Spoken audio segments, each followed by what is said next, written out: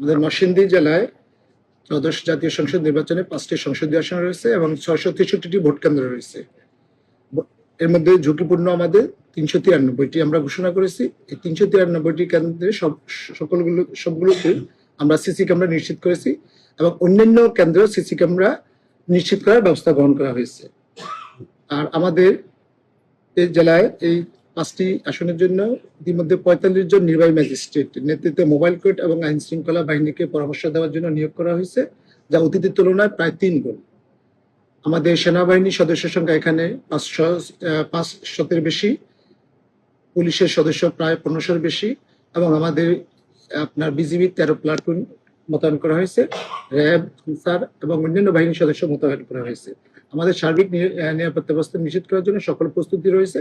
এছাড়া দুর্গম এবং চরাঞ্চলের জন্য আমরা হেলিকপ্টার অর্থাৎ নির্বাচনের আগের দিন এবং নির্বাচনের দিন হেলিকপ্টার মুভমেন্ট, ড্রোনের মাধ্যমে পর্যবেক্ষণ ইত্যাদি ব্যবস্থা গ্রহণ করা হয়েছে। আমরা আশা রাখি সকলের সহযোগিতা এবং আইন শৃঙ্খলা বাহিনীর তৎপরতা এবং নির্বাহী ম্যাজিস্ট্রেটগণের সার্বিক কার্যক্রম পর্যবেক্ষণে সুন্দর নির্বাচন করতে পারবো।